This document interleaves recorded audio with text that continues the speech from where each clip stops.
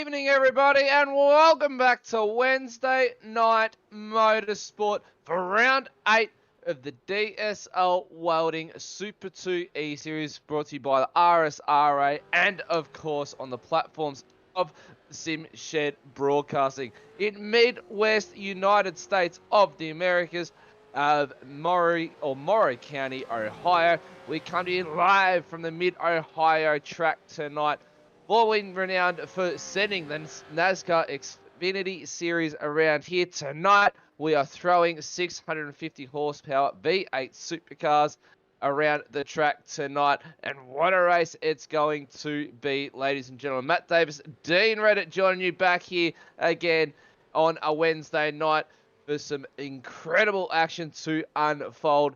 A week off last week due to JP unfortunately falling ill, and we had to postpone the broadcast, and unfortunately just had to keep getting postponed, unfortunately, due to how incredibly ill he was. But he's back in the booth tonight, and he's feeling almightily fit and ready to deliver you an incredible broadcast tonight alongside Dean Reddit and myself, ladies and gentlemen. Dean, mate, it's good to have you back in the booth. You were absent for a couple weeks due to some family commitments, but mate, welcome back to the booth, and excited for tonight. Thanks, Matty. Yeah, and g'day to everyone tuning into this one. Yeah, it's been a busy time in the real world, busy in a good way. So, look, I am looking forward to coming back. I was disappointed that I couldn't race last night, because this is a track that I really enjoy these cars on. So, hopefully the guys will put on a good show for us tonight. Makes for good close racing, that's for sure. Mate, 13 corners to tackle tonight for these boys around probably what would be, I'd say it's suited to the V8 supercars. There's a lot of undulation. We've got a big long back straight down through turns 3 and leading up to turn 4. And then obviously we head into China Beach and then the S's, and then down through Thunder Valley into the carousel. As we see the 052 there, Stephen Lawrence getting nice right out sideways coming into Thunder Valley. It just goes to show how much undulation there is around here. It's the onboard shots that you're going to see tonight, ladies and gentlemen, are going to be amazing. So many blind crests as well coming through the S's, and as you lead into Thunder Valley as well, and coming into the carousel. So why don't we just get into the itty-bitty business of what's going to be happening out on track tonight, what's in store for the drivers, and find out exactly how long we are going to be racing for tonight. 3.62 kilometers in length, 56 laps in total. So the drivers definitely have their work cut out for them tonight. 202.7 kilometers in race distance, with a pit lane speed limit of 72 kilometers an hour. So that's on the high end of the transit lane there. So expect some very quick pit stops tonight, ladies and gentlemen. 66.6 litres of fuel restriction on board. The devil's number, that's for sure. 2 pit stops tonight, 2.85 litres of fuel burn a lap with 2 sets of tyres. And 2.85 litres, that is not a lot of fuel burn, ladies and gentlemen. So expect to see those numbers come down just a little bit with a little bit of fuel saving, and some drivers trying to work out this pit stop strategy. 10th of November 2021, with a race start of 22:04 in the afternoon. That's right, 3:40 p.m. 24 degrees air temp, 25 degrees out on track, with an 8km/h wind in the southwesterly direction. So the boys definitely are going to be having a ball tonight, Dean. Driver pick tonight for you, Dean. I mean, we're starting to see the championship close up towards the top end of the field. We know Kai Turner is on a nice little streak at the moment. Who's your pick for tonight? Oh, look, it's looking really tight at the top at the moment on the timing boards. Just looking there, I'm looking at potentially maybe Alan Dawson being able to go 1 or 2 steps better than he has so far this season. So he's a guy that I've done a fair bit of racing against. So, and he looks like he has it dialed in at this track as well. So it is a track where you can apply a lot of pressure to cars around you to try and make mistakes. Those undulation changes make it very difficult to get the power on. And it doesn't take a whole lot to get the back end stepped out. So I'd be keeping an eye on Alan Dawson there Probably he's starting on the front row at the moment, but yeah, he's my pick for tonight, Matty. Alan's awesome. It was one of probably the best qualifying sessions he's had all season, Dean. So definitely one to look out for tonight. And I'm actually probably going to have to go with you on that one. If he can hold it together tonight for the Excalibur boys, Alan Dawson could be a real threat to Kai Turner. The top three, should I say, second, third, and fourth currently, ladies and gentlemen, are only separated by, if my screen's correct, there's only 600ths of a second between them. So there is next to a fingernail, I should say, between that. Let's get on to the championship points, though. See where it's starting to tighten up. We are coming towards the end of the season now. And we're obviously all leading up to that big penultimate race at the end of the year for that Bathurst 1000, which every driver is going to be working every little spare minute into and trying to turn as many laps as they can. 162 laps around Bathurst is not a feat for a feat to undertake.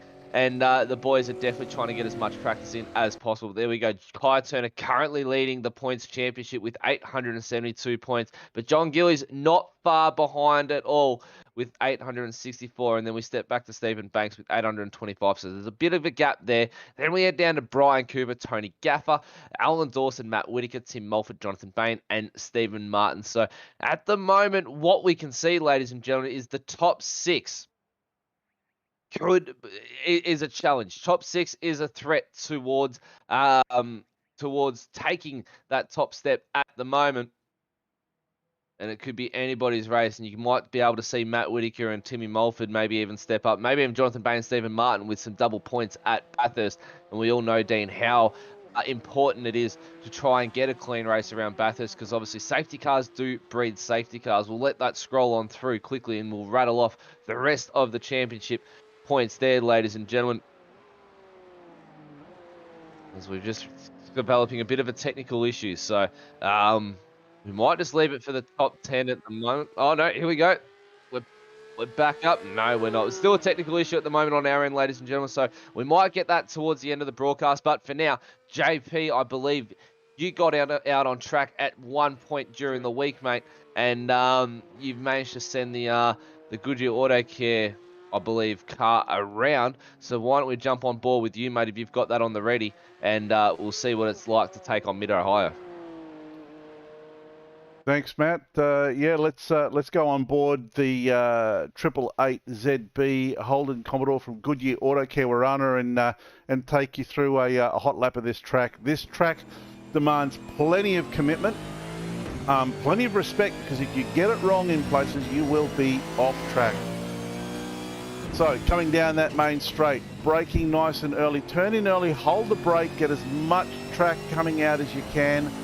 Across to the left-hand side of the road, use all the track, get as far across the left as you can. Hard on the brakes, shift down to the second gear. Some people like to go to first. I keep it in second with a wider line going through here. Maintain my corner speed on the throttle early, through the gears, nice and clean. Cut this track nice and close to the cones there. Right across to the left-hand side of the track, on the brake again, shifting down once again into second gear. Take plenty of track here. Third gear, on the brakes. Hug this corner, on the power, nice and early. Turn in early again. Now, take plenty of track here. Now I take plenty of curb going through this section here and coming down the hill. Plenty of curb. I point the car as though I'm going off track, on the brakes, and then turn in early again. Over the hump, get on the throttle as early as I can to get a nice drive out. Hug the wall through here. Now, double apex this corner. Exit is absolutely crucial, and you'll see that I absolutely fluffed this one coming out of the last turn here. Got the car sideways, managed to keep the momentum going though, and that is a hot lap of Mid-Ohio. I mean, that onboard shot, JP taking us around there, just goes to show how many blind crests there are, especially coming into the S's, to fire it into turn 8 and turn 9 there out of 7. You're completely blind. I mean, it's really going to test the drivers tonight of who's got the biggest commitment, especially coming into Thunder Valley, and obviously the carousel as well, turn 2 Also, who's got the biggest commitment to be able to take that wider line, open up the inside just a little bit. So it's really going to test the drivers tonight, and be sure to see quite a lot of noses being thrown up in to try and make a move within a clean section. Yeah, like it is really difficult, and when you throw that in with the race start and how you're going to be partially obscured by the car in front, it's going to make turning in you almost blind. You're going to have to do it on feel. So you know the start of last night's race was relatively clean, but it's so easy to get it wrong here. So yeah, let's build up to the start and see whether the guys can get through lap one. Yeah, definitely. It's going to be one to look out for tonight. Brenton Nitschke, currently out on track, I believe, in the safety car. So he's given Craig Schultz the old boot out of the safety car and said, "No, I'm taking control tonight." And Brenton Nitschke is motoring around in the Porsche safety car tonight, ladies and gentlemen. Why don't we get the grid up on screen and find out where everybody's starting from? And we'll be able to mosey on through this one. There's going to be no rush tonight, that's for sure. Kai Turner takes the top of the qualifying board there, ladies and gentlemen, 122.535. So he's going to be leading him away tonight. Alan Dawson will line up next to him on row 1. Row 2, we'll see John Gillies and Matt Whitaker line up next to each other. Row 3, row 3. Get that back up on screen, JP. Thank you. Row 3, we'll see Brian Cooper and Stephen Banks. Jonathan Bain and Timmy Mulford out of row 4. And Rod Hollis, Stephen Martin out of row 5, ladies and gentlemen. And then over to row 6. See, having a few technical issues, ladies and gentlemen. So bear with us for this one. Row 6, we'll see Stead Miller, Will Yesberg, Robert Braun, Braden O'Loughlin out of row 7. And then Jason Score, Stephen Lawrence out of row 8. Tony Gaffer, Peter Kelly, row 9. And then Tommy Foster, Andrew Johnson rounding out the field there tonight, ladies and gentlemen, on row 10.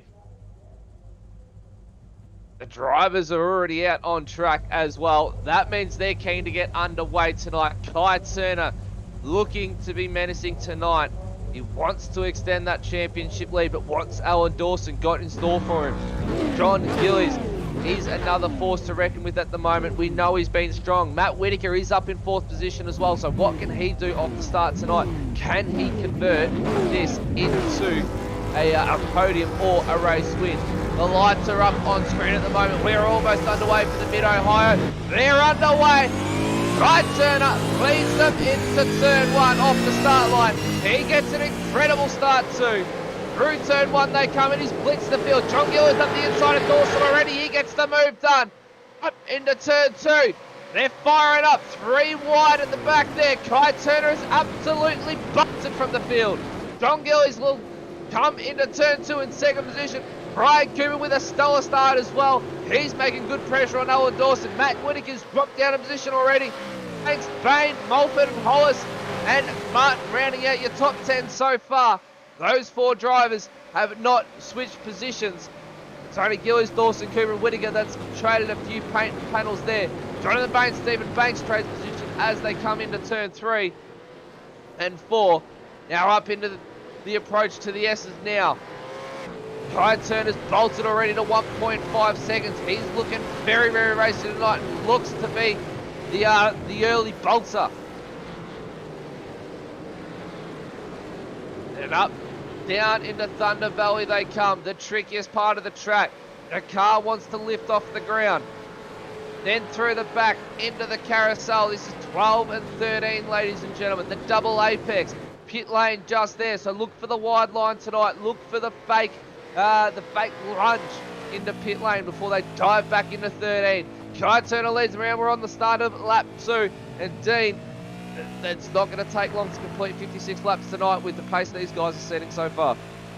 It'll move by really, really quickly. It was a perfect start for Kai Turner there, wasn't it? I was keeping an eye on Alan there from 2nd place, and we had a long, long wait, and then all of a sudden it was a really quick 5 red lights, and away they went, and Alan just missed the start a little bit there, while Kai absolutely was alert to it, and so was John Gillies then, getting the move done into 2nd place. So it's a relatively clean start. There's not a whole lot of contact or lost positions on the opening lap, so the guys will now look to settle into a good rhythm quickly. And you can see here through this section, the undulation, really easy to spin the rear tyres as you come over the crest here and lose control of the car. So it'll be tense racing for the full 56 laps, Matty.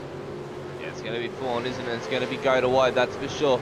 And one driver I'm really interested to see what he can do tonight, Jonathan Bain. I was having a bit of a chat to him after his chief race control duties last night, and we're having just a bit of an off-air chat alongside Zach Caven over a couple cold ones. And what surprised me was he was actually turning laps to try and get as much practice in for tonight as possible. So that just goes to show the dedication that Jonathan Bain has. So it'll be interesting to see what he can do tonight. We know that his long run game is incredible. As Kai Turner set to 1:22.96, fastest lap of the race. So he's a man on the mission at the moment. We know Jonathan Bain, he's in it for the long run.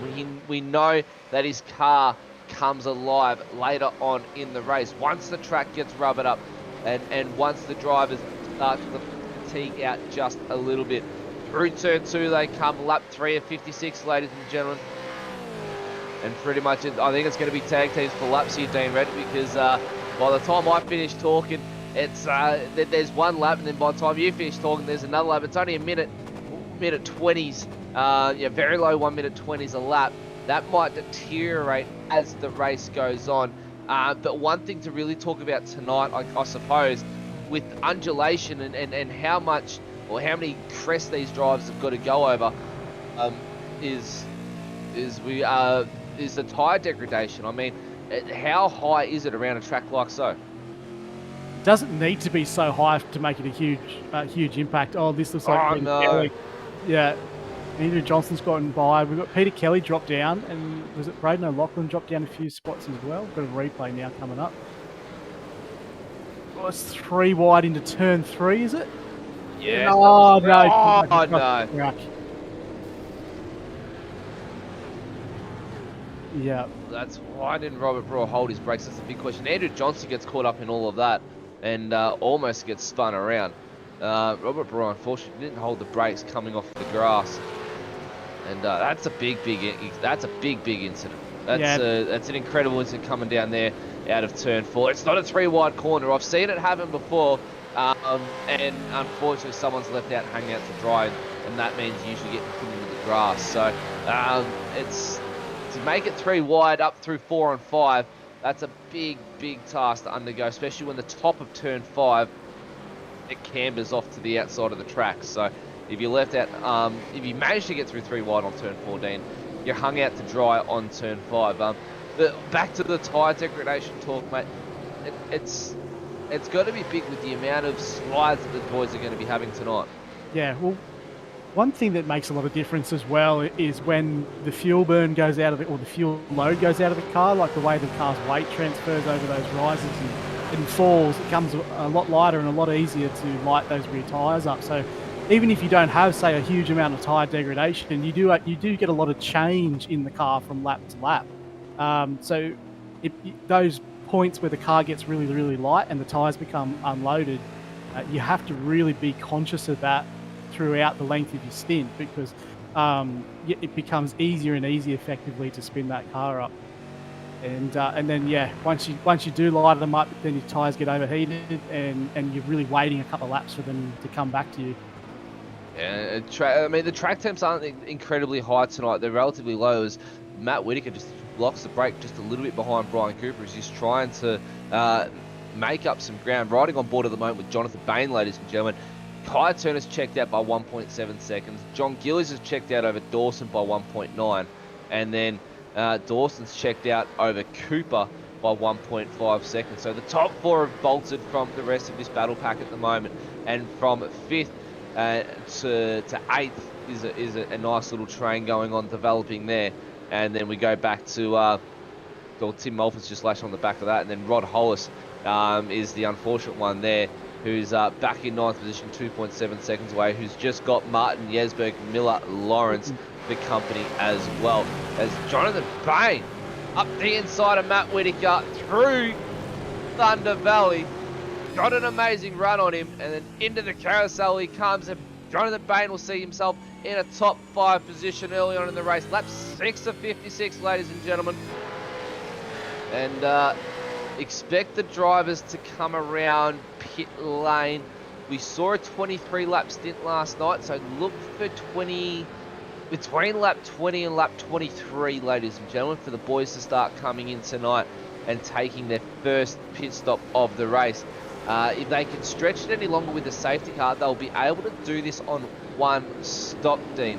And we saw one of the fishing boys, I believe it was David Coleman, I believe it was, or Blake Delaney, one of the two drivers from the Fishy Motorsports crew, actually do last night's race on a one-stopper, and that's a big feat. Yeah, that's right. And depending on where the safety car falls in the race, can make or break that strategy. I think we got a late race safety car last night, didn't we? And that sort of put paid to that strategy because it put everyone back on their bumper. But depending if that happens in the first, say, half of the race, it might give the guys an opportunity to save that fuel, and maybe if anyone pits early, they might be made to pay for that decision, because that's, let's face it, that's been the strategy, is to pit early so far this season and get the open track. But if we have drivers do that tonight and they say there's a safety car, beyond that point, then they're going to really come unstuck. Yeah, I pray that we don't get a safety car tonight, but I also do, because it just throws the pit strategies up in the air. I mean, it's just a track that requires 100% focus at all times, like the undulation, the blind crest and everything like that. You throw a safety car into the mix, the drivers relax a little bit. They get a little bit comfier, and from the restart, mixing that in with pit strategy as well, trying to go to a pit now, to a pit, after the safety car, or to a pit when I normally should be. It's really going to throw the mix. Trying to do it on the fly. I mean, a lot of guys do have the spotters to help them out, but to try and do it on the fly, and we saw last night Rainer Costello make the ultimate mistake, where he was effectively ahead of Dylan Rudd and those boys, but unfortunately did not take the pit stop under safety car, and he regrets it big time, because it could have been a race win for him. As Matt Whitaker, Jonathan Bain replay right now. Bain runs a little bit wide through turn 13. Matt Whitaker takes advantage of it. Down the front straight they come into turn 1. Got him on the switchback. That's a nice move. Very, very nice move by Matt Whitaker, and Jonathan Bain will challenge that back up into turn 2, no doubt. Yeah. But at the moment, it's Turner, Gillies, Dawson, Cooper, Whitaker, Bain, Banks, Mulford, Hollis, and Martin for your top 10, ladies and gentlemen. Dean, you had something to say? I was just going to add to that, the safety car chat we'll just have them, Matty, because if you go early, and what I didn't clarify very well there the first time, you're committing to a 2-stop.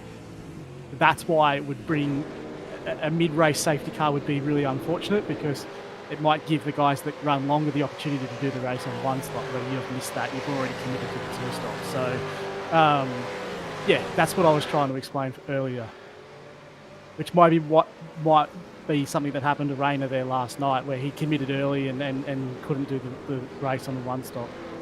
Yeah, we did go a little bit of a shorter stop, so that would be a wider commitment. So the pit window, there's a big pit window to do it. I mean, safety cars around here, not incredibly high, but once you're out on the grass, there's not a lot of room till you hit the wall. So it could be anyone's game, and I mean, it's who's to say a couple of cars don't come together later on in the race. We've already seen it at the start of the race. Luckily enough, there was no safety car called. Everyone was able to drive away on their own steam. So lap 9 now, 56, ladies and gentlemen, and we're coming into almost about 10 laps to go till we start seeing the first round of pit stops. Everyone's sorted themselves out. They're in for a clean race, and one of the cleanest race starts that probably we've seen all season. Really, Dean. I mean, the drivers have really got this figured out now in the Super 2 for the series for the DSL Welding services. But Alan Dawson now starting to catch on the back of John Gillies. So a little bit of a fight starting to happen at the front of the field for the top 3. Jonathan Bain, Stephen Banks, and Tim Mulford, they're starting to really pressure Matt Whitaker now. And that's for top 5 position. We know that if you can break away from this top 5 battle pack, and make a move past Brian Cooper, you'd almost see yourself starting a battle for the top of the field. But the top three have just absolutely bolted tonight. As Stephen Banks! Was that Martin? Sorry, Stephen Martin. And another slide by Martin. Those tyres are definitely feeling the pressure now. 2 big slides in 2 corners, back to back. That's not going to do those rear tyres any good. Caro 2-4. 024, drive-through penalty for contact with the 11 and the 006, the 006 on lap 3. That's that replay that we saw earlier on, ladies and gentlemen, 3 wide into turn 4. That's a really good example there, that what we just seen from Stephen Martin about how the tyres heat up from one mistake, and you get still squirrely now. You just get made to pay for laps after that happens. So You do. yeah, that's a really good, not a good example for him, but like, yeah, of what we're trying to say, how the tyres heat up from a mistake like that, and you just get no ability to put your power down out of the corners for a good 2 laps while you're just waiting for them to cool down. It's not like it's looking like his car is not really suited to him tonight. He's not looking the race himself as he usually is. I mean, he's hovering just inside the top 10 there. He's in 10th position now, so he's in the transfer spot for the top 10 there. But the car just does not look like it's suiting him. Look at that, he's squirrely coming into the corners. Maybe a track that doesn't suit Stephen Martin, but he's definitely not looking comfortable in that car tonight. Yeah. Through this section of the track, it's about making really, really nice and smooth gradual inputs on the throttle and the brake. If you over-brake and then you over-accelerate, over-brake, over-accelerate, you're going to really work those rear tyres. So that's what it looked like, a little bit squirrely there into the turn 3. Might have given him a little bit more rear brake bias by the looks of it. That was Tony Gaffer, ladies and gentlemen, around Braden O'Loughlin. And mind you, it's around or up the inside into turn 4. And then he goes around the long way in turn 5. So that's a good little duel that they had going on there. Gaffer just squeezed O'Loughlin into the inside there. He's got supporting a little bit of damage on the front of O'Loughlin. Yeah, I think. And Gaffer makes the move nice and clean. Dean? Yeah, I think Braden might have got tangled up a little bit there on the lap 1 or 2 incident. We've got a few guys coming into the pits, Matty. Hollis and Schooler at the moment, and they're out as well. So I think that was for the drive-through penalty. Oh, okay. Quite possibly. Well, that was on Robert Brewer, I think, wasn't it? So.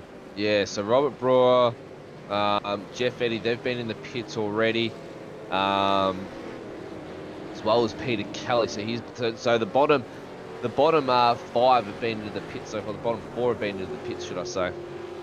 I've seen Jeff join the server right as the qualifying session was about to end, so he might have burnt the toast this morning, Matty, getting up over there. Yeah, most likely. Oh, here we go. So we just found out Jeff Eddy had issues. But the 066 unsafe rejoin on lap 3, drive-through penalty. So that's Robert Brewer. That's for not holding his brakes. Coming after that incident and unfortunately taking out a number of cars there. Or I believe having 1 car run into him there. Sorry, my apologies. But no, Jeff Eddy, a good actually terminology there, Dean. Burning the toast, getting out of bed. Remember, ladies and gentlemen, Jeff Eddy is racing from the United States of America. Here's that incident that Robert Brewer that we're talking about here. He gets knocked wide out onto the grass and then just gets punted the back. So that'll send him back into the grass again. It's this moment right here. Not much that he could do there. But it's this moment right now, ladies and gentlemen, where he needs to have his foot on the brakes. And Peter Kelly just comes straight back into him. And evasive action taken by everyone at the back. Andrew Johnson tries to go around the outside. Peter Kelly should have waited till Andrew Johnson had cleared him. But Andrew Johnson, luckily enough, to get underway again. Only a little bit of a sidestep there. Not too much damage undertaken by him. Andrew Johnson up 4 positions from where he started as well, ladies and gentlemen. So he's currently sitting in 16th. Another good result so far for him. Hopefully he can keep the pace on the car again. And one of the veterans of the RSRA, and also one of the main supporters for creating all our online practices for the iRacing every day. Andrew Johnson's putting up countless number of practice sessions, whether it be an hour or 3 hours. He's always putting up practice sessions for not just himself, but for everybody in the RSRA to join into and jump out on track to practice. So everybody is grateful for what Andrew Johnson does, and it's good to see that he's acknowledged for it as well, for what he does, because he may be a back runner, but he does put in the hours every week to be able to turn out on track. Racing from New Zealand as well, ladies and gentlemen. So it's currently quite late over there. I believe it's going on 11 o'clock over there, I think, from memory, Dean. It's maybe even later.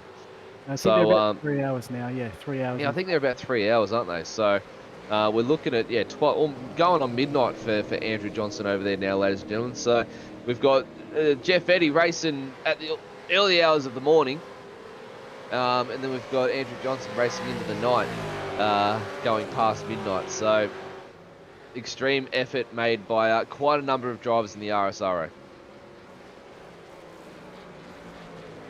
We'll jump on board with Jeff Eddy while we're at it, ladies and gentlemen. He's just supporting the United States of America flag, or theme, should I say, aboard the ZB Mustang. That's not going to go well, is it? It's not a Commodore, it's a Mustang. Aboard the Ford Mustang, ladies and gentlemen. As he takes us around what would predominantly be another home track of his. We're still in the United States sweep. We're in the American sweep still at the moment. There's one more track to go, which is Road America, I believe. But Jeff Eddy feeling at home these past few weeks, racing stateside in the 177. And it's good to see a different part of the world, should I say, Dean, joining the Australian community. Yeah, of course. It's great. And he seems to be enjoying himself too. He keeps showing up every week, so that's all well and good. And you know, the supercars, obviously being an Australia-New Zealand series, it doesn't get a whole lot of attention from other countries, but you know, they're a lot of fun to drive, and they're frustrating at first, but once you learn how to go about it, I think Jeff's just pulling aside here to let someone by. Clyde Cerner. Yeah, some leaders going by now, so yeah, and around circuits like this, we're talking pre-race, Matty, they're a lot of fun. They're a handful, but they're a lot of fun. So he's obviously learning the craft and just new this season, as we keep saying. So yeah, we hope he sticks around, and we'll see him move forward the more he sticks around. Yeah. Oh, John Gillies in the pit. So first lap of pit stoppers, ladies and gentlemen. John Gillies decides to dive in early. He doesn't think a safety car is going to come out tonight. I don't think a safety car is going to come out tonight. The race is just that clean at the moment. Everyone's well spread out. Bain, Banks, Mulford, they're having themselves a nice little battle there. Sorry, Whittaker and Bain, my apologies. They're having a nice little battle. It's only a second back to Stephen Banks, so he's in the mix there. But Kai Turner still circulating at the front of the field, ladies and gentlemen. What's he going to do to John Gillies' pit lane here, or pit stop right now? Is he going to answer with that? We're going to have to find out. 18 seconds on pit lane. Or should I say in his pit box for John Gillies. So that was a nice short stop for John. That might mean he's going for a short stint here to be able to do a long stint for the run home. Remember, ladies and gentlemen, only 2 pit stops tonight. If John could have stretched it out, because this is where it gets tricky, Dean Redder.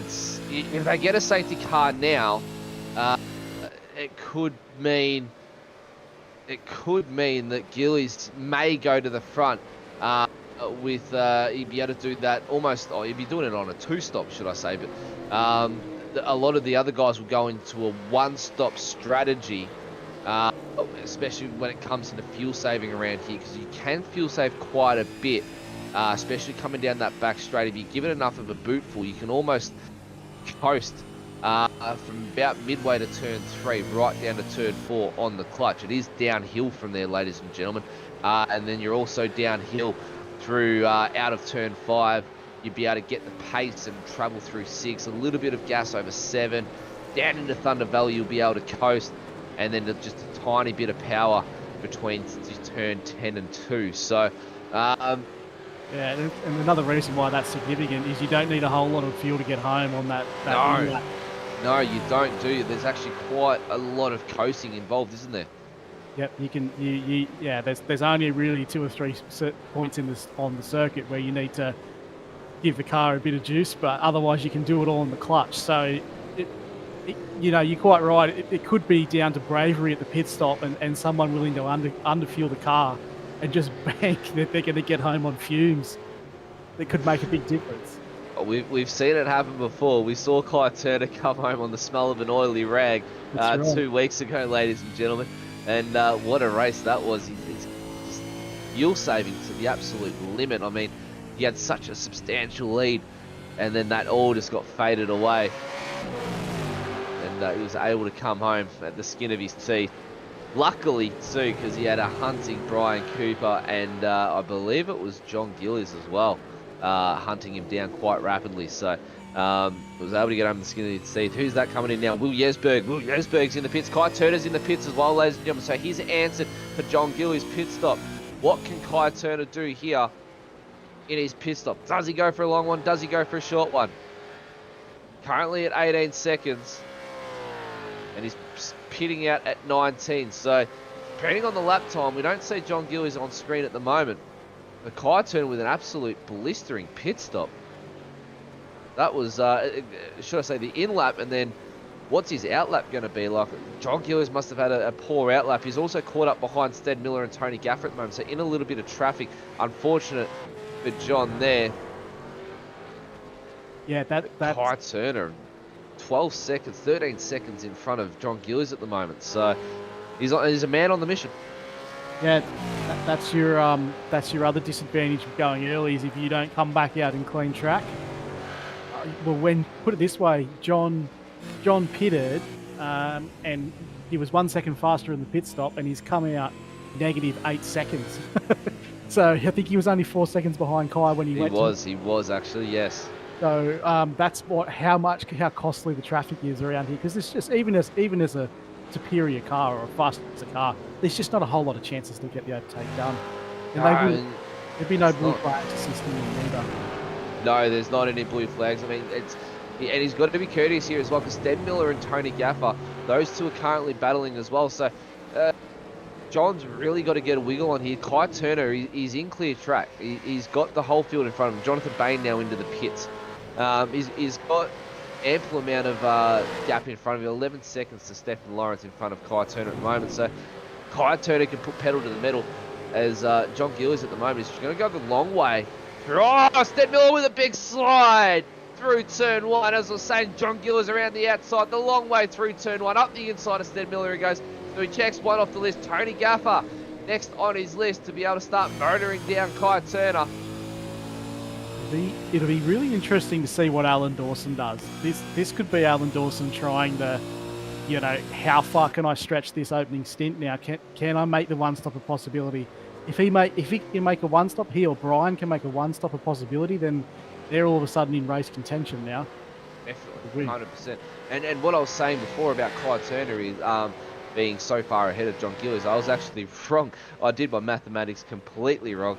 Tony Gaffer currently 5 seconds behind Kai Turner, and John Gillies right up his bumper there, only 0.2 away. So you're looking at 6 seconds behind. So John Gillies has lost about 3 seconds being stuck behind Stead Miller and Tony Gaffer at the moment. And that's just starting to blow out as well even more. He can't make a move around Tony Gaffer right now. But Alan Dawson, our current race leader, Brian Cooper, 5 seconds down the road for him. Well, yeah, where we will see that Gillies scenario play out is Dawson was within a second of Gillies when Gillies pitted. So, you know, I'd be pretty confident to say that Alan's probably effectively achieved the overcut on John. If he decided to pit now, he would come back down the front. Yeah, 100%. Well, currently John's lapping 126s, Kai's in the 123s, Dawson in the 123s as well. So, if Dawson keeps circulating at this rate, John Gillies finally gets around Tony Gaffer. Actually, Tony Gaffer pits. So Tony Gaffer in the pit. So that's released John Gillies as well to now chase down Kai Turner, but he's 8 seconds down the road from Kai Turner. So that's not where John Gillies wants to be. What can Alan Dawson do here? Does this promote him effectively into P2 once he completes his pit stop? Lap 20 of 56, ladies and gentlemen. They're flying by tonight. Ryan Cooper's gone in. Cooper in the pits, Mulford in the pits now as well. So almost the whole entire field has made their pit stop. Andrew Johnson, Stead Miller, Stephen Bates, Matt Whitaker, Alan Dawson still yet to complete their pit stop. There's a lot of smoke in the turn 2. That might have been a lock up there.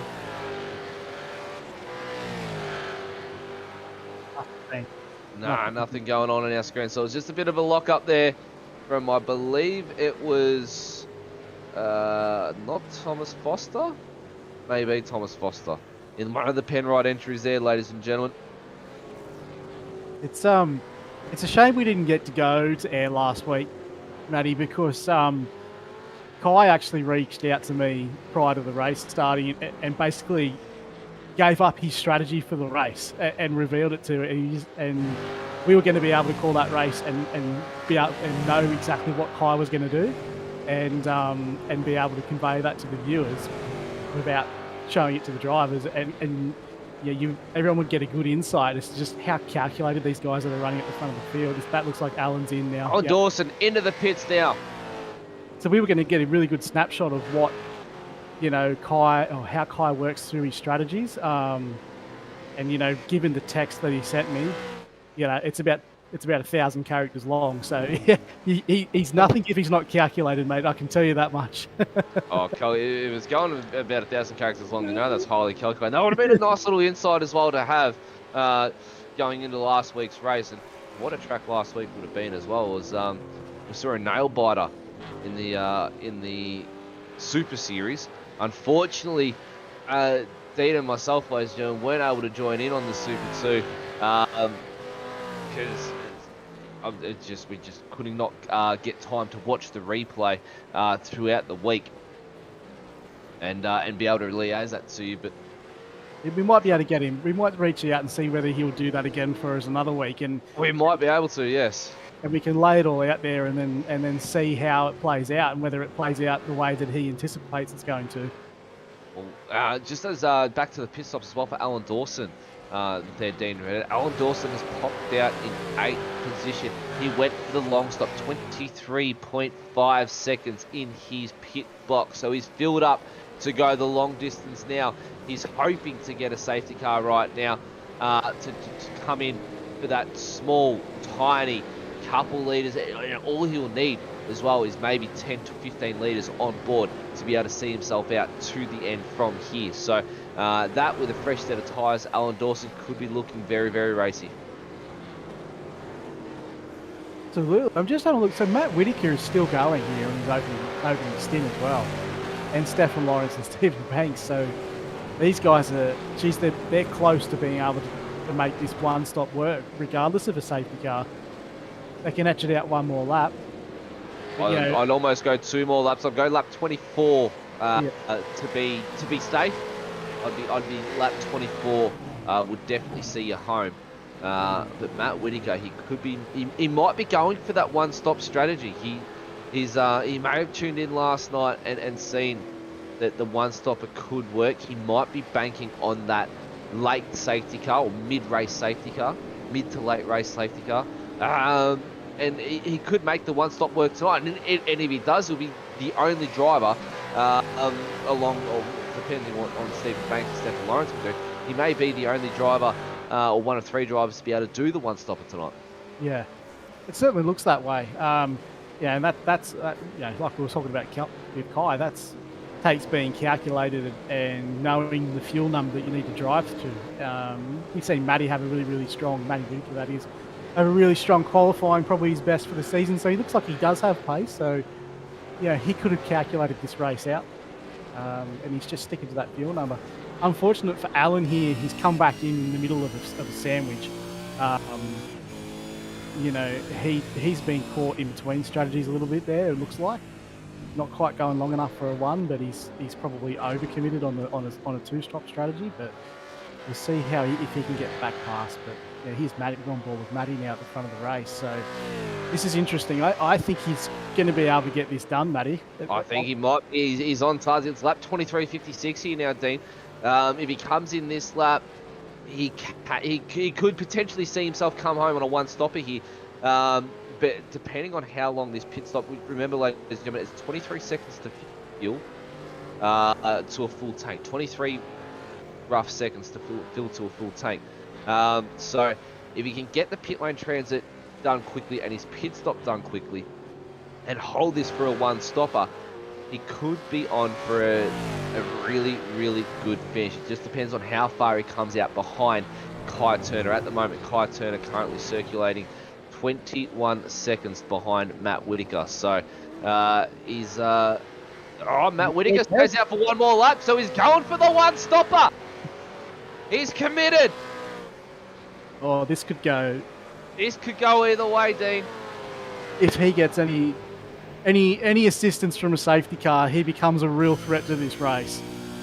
And, you know, we sort of said there's a lot of runoff in areas, but I tell you what, one scenario keeps flagging in my mind, and that's the last corner, Matty, because if you light them up in the last corner, you end up in that inside wall, and then all of a sudden a car can't be cleared off the track if the engine gets blown.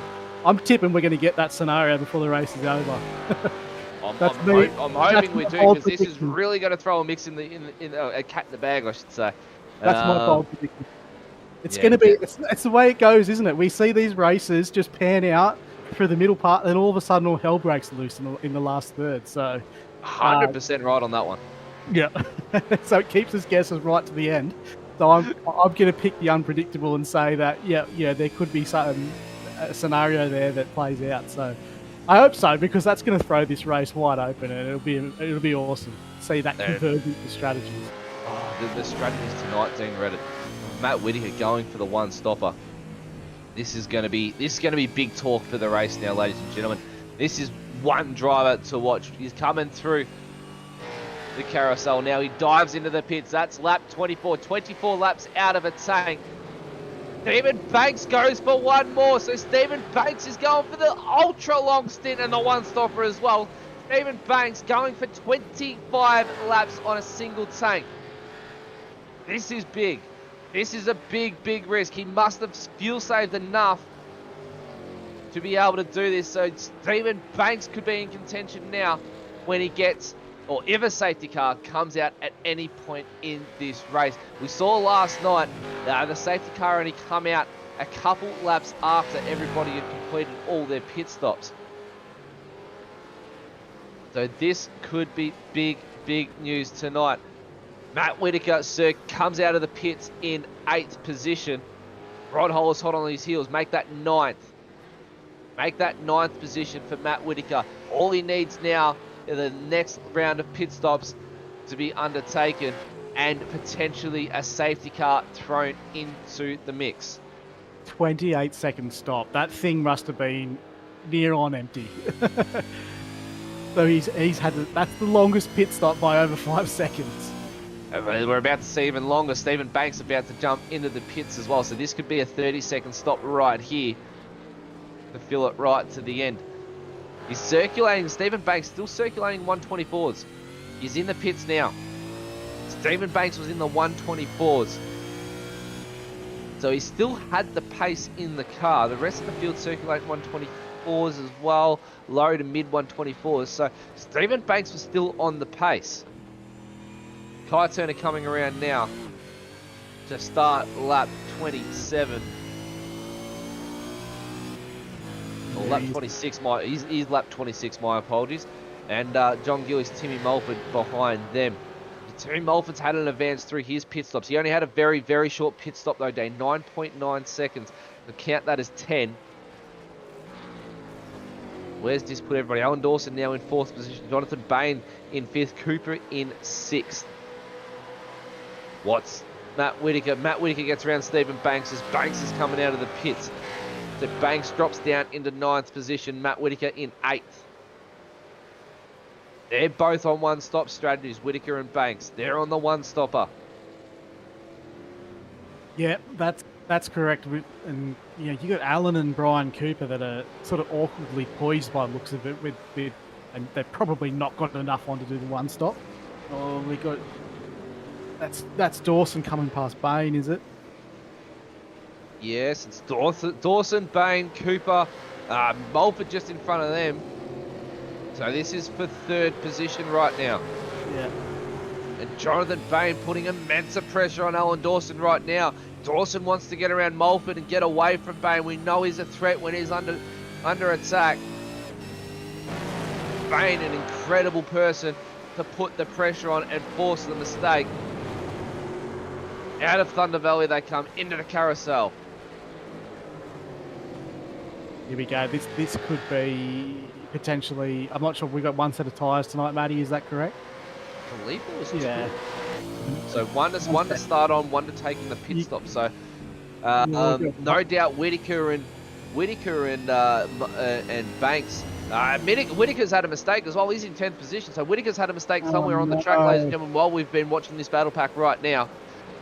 The Banks has managed to get around him. But obviously they've taken the fresh set of tyres. These guys might be on used tyres still. Well, I think Tim might be, because Tim went that super short stop. Yes, so he would have dumped the skin of the tyres, and that's what's now holding these guys up. Kai Turner just checking out still 8 seconds in front of John Gillies. And then it's a further 8 seconds back to Timmy Mulford. So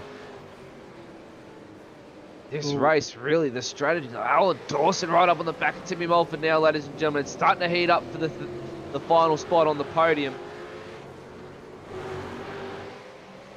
Yeah, and Timmy's going to defend this to the nines as well. So we get a little bit of acknowledgement there from Alan, nearly on the back bumper. Almost, there would have been a whisker in it. Yeah, they compromised his run onto Thunder Valley though. Yeah, and that's what he's got to be careful of. He can't allow Jono a sniff here. He needs to get the move done.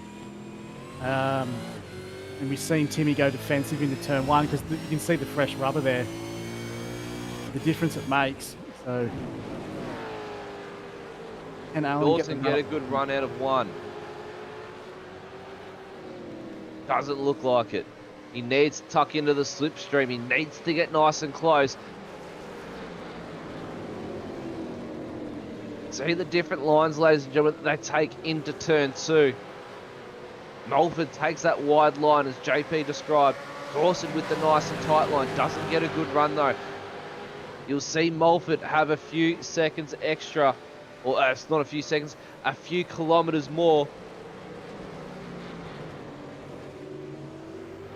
It's this part where he's really struggling with that old set of tyres, though. That you can see Alan and the rest of them are just swarming over the back of him. But he's doing a good job. Nice little battle pack.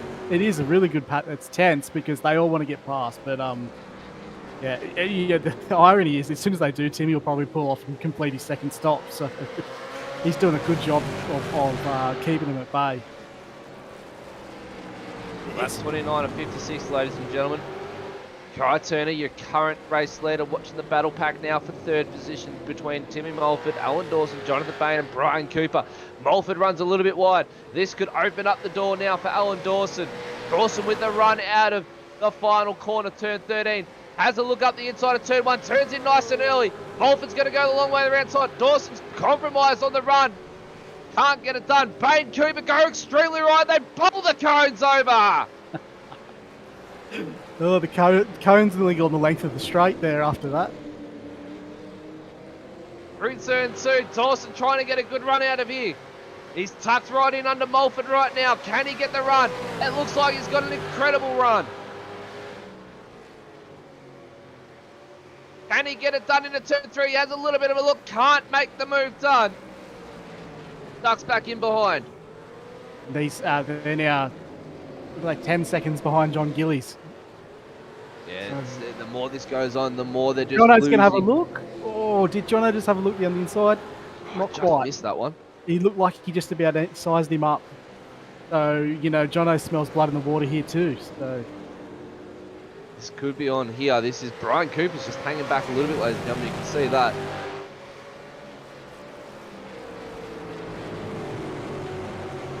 Just hanging back, seeing what these guys are doing. He knows that there could be a big incident waiting to happen. Jonathan Bain loses a couple car lengths coming into the carousel. Puts him under pressure from Brian Cooper. What can Dawson needs a good run out of turn one to be able to make the move into turn two. It's close, but you get that feeling it's just not far enough. It's like it's still a high-speed corner, that turn one, where Timmy's able to keep the pace up in the car and that tyre advantage isn't there for Alan.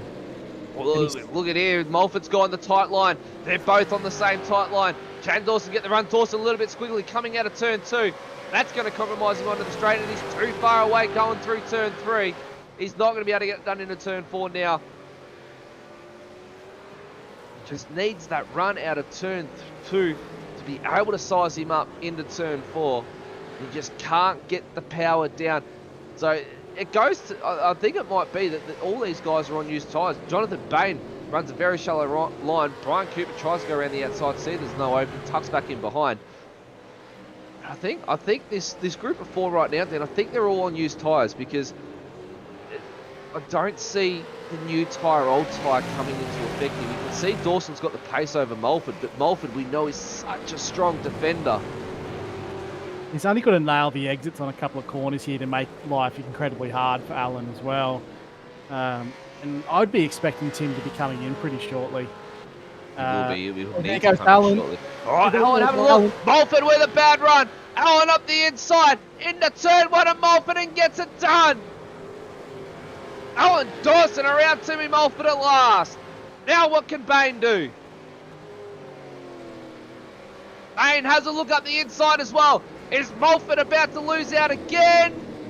Mulford around the outside of Dawson. This is going to be a 3-way drag race into turn 4. Brian Cooper wants in as well. Back into single file they go. Oh, that was very nearly. Oh, Brian Cooper gets dicey. You go Bain 3 up the wide. inside of Mulford, 3 wide. Oh, no! It turns in on Bain, holds up in the middle of the track, gives the position back, but these guys are going to lose out big time. It's all happening at the front of the field there, and Dawson's able to skip away with Cooper. That's big. We'll get a replay of that in a second, but that was it looked like they all had the overlap on Dawson as well, and they nearly went 4 wide. So, yeah, that was the end result. Incredible. That was incredible. Replay here for you, ladies and gentlemen. Let's have a look at this. Bain up the inside. Mulford just turns down in on Bain. Didn't know Bain was there. Race control going to have a big look at that. Unfortunate for Bain. He did the right thing. He's pulled it up on the brakes and allowed Mulford to stay in front of him. He knew that he was going for a big move there up the inside. I just don't think Mulford knew that Bain was up the inside of him that far. Mulford into the pits now, so that's unfortunate. If Bain just had waited maybe one more lap, he would have had the position given to him. But 3 wide into turn 4, ladies and gentlemen, it's just not going to work. As we can see, it's twice now that's happened. Lap 32 of 56. We're well over halfway race distance now. Yeah, that's finally released these 2 guys to try and get some ground back, but they've lost a lot of ground to the 12 to the seconds. Yeah. 12 seconds, Dean Reddit. That's incredible. That just goes to show, ladies and gentlemen, how much battling these guys were doing. They were circulating around 8 to 9 seconds behind the top 2.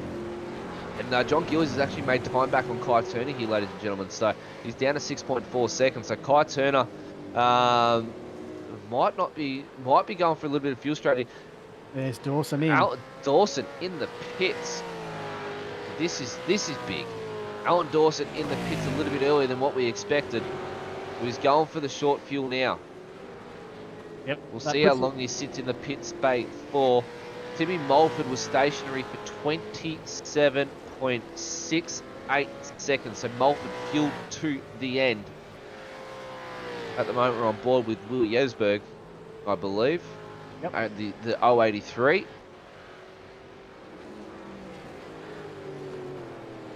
Dawson, 15.2 seconds, so he's fueled to the end now. Martin Miller, Schooler, Lawrence Broad, they're all in the pits. The second round of pit stops being undertaken now by a number of drivers. Matt Whitaker, he's 4 seconds away from Bain and Banks right now. 4 seconds away, so he's a real big threat right now if he can make up some time. If he Kai keeps Turner's just circulating come at in. this pace as well, his last lap was 125. If he can crack that down to a low 124, mid 124, he could be on to see one of the best results he's ever had this season. He's gone for the one-stopper. Banks has gone for the one-stopper as well, don't forget. So Banks, real in contention. Well, Real Kai, big contention. the leaders have come into the pits now. Oh, Kai John in the pits. Effectively, Banks, your race leader. He's going for the one-stopper. He's pitted on lap 25. He's fueled to the end. And when we talked about pit stops as well, Dean Reddit, Stephen Banks 27.3 seconds, Matt Whitaker 28.2. So not a lot of difference. Stephen Banks with a shorter pit stop, he stayed out longer.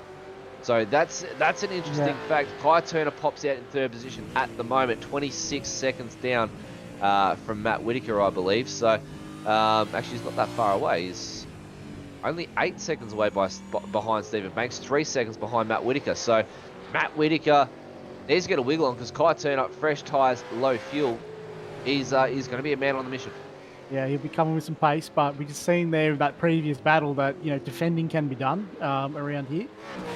Moving into the territory now, we've got about 22 laps to go, so it'll be a long battle, but, you know, you might see Stephen get the chance to pull away as a result of that battle.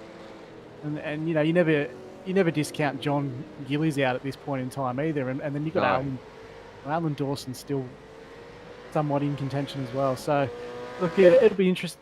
We're going to get Whitaker in the pits. Matt Whitaker is in the pit lane. That's big news. We thought he was going for a one-stopper. Maybe he can't get home on the single stop. Yeah, well, I think we might have got too excited. 25 laps of 56 is not quite halfway, is it? So we might have called it a bit early. Called it a bit early, yeah, we did, but he might be realising that he can't do the one stop. I mean, we're banking on that safety car, Dean Reddit. We wanted that. We wanted the safety car. That would have made it a one-stop race, regardless, for one of these two drivers. So, I think Matt Whitaker just knows that he's not going to be able to get that one-stopper out of the way. It's hard, isn't it? It is, and I wonder, you know, if you're Stephen Banks in this situation, I think you send Run it to the end. You send it. You just got to send it and pray for a safety car. Put yourself in the position where if a safety car's called, you can win it. You got to run the gauntlet because this would mean Banks could either do one of two things. Being the leader, it's hard because we know Kai Turner is fueled to the end. But does Kai come in for a quick splash and dash? Does Stephen Banks come in for a quick splash and dash? You just don't know. So it's going to be a hard one to really figure out. And this is what spotters are handy for, to really be able to help you with your fuel numbers, crunch them out. Banks will be wanting to drive to a number right now. He has to drive to a certain number to be able to make it on a one stop. He needs to save 3 laps of fuel at some point, and to do that around mid-Ohio is not an easy feat. It's already 2.8 litres of fuel burn a lap, Dean. So to drop that down, so if you want to get an extra 3 laps out, you're going to have to try and drop that number down to 2.4, 2.5 a lap. And that's a big ask around mid-Ohio. Look, it is. It is. You're going to need the safety car to be able to do it.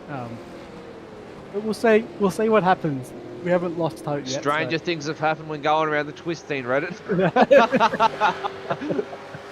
That's correct. But yeah, see what this one throws at us. We've had this scenario play out before, and then all of a sudden the unthinkable happens. So we'll see if that comes true again tonight. Lap 36 of 56, ladies and gentlemen. We'll just have to double check that. We'll make that lap 37 of 56 as Stephen Banks starts the 37th lap now. Safety car free so far. 20 cars on the lead lap. The only car to be lapped so far, Jeffrey Eddy, circulating in 21st position.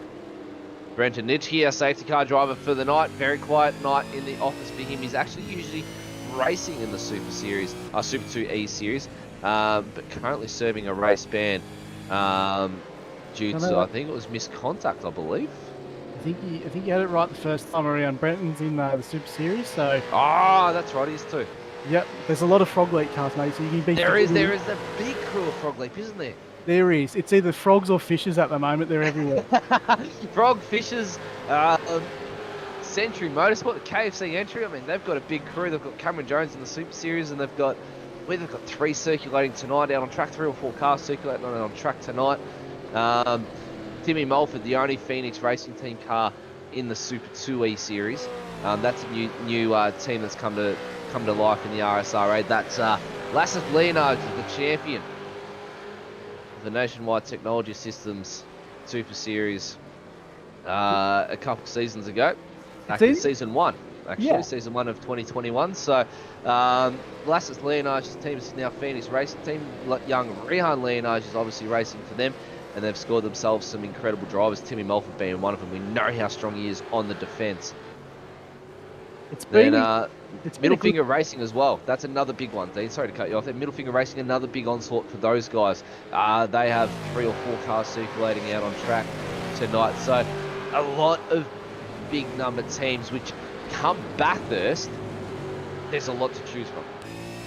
Yeah, they've got the smorgasbord, so to speak, and yeah, it's interesting.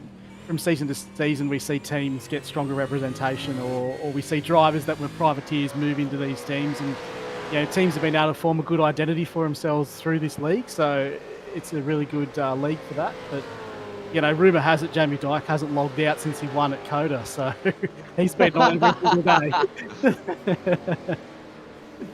Yeah, the guys at Fishy have certainly come on this. Got good. Towards Jamie, the end of the season, definitely. Yeah. Jamie was around last season, but he was the sole representation. But this season, they're everywhere. So they're having some good results. Yeah, they definitely are. Lap 38 now, 56. We're starting to come into the very closing moments of the race. I said the laps will tick over quick. I mean, they have, but it just feels like such a long race as well, Dean Reddit. I mean, 56 lap, that's a big task. I mean, I remember doing, I think it was roughly 38 laps around here when I was racing for what was formerly known as the Nationwide Tracking Systems series back then. Back in 2020, that was, I believe, as well, the end of last year.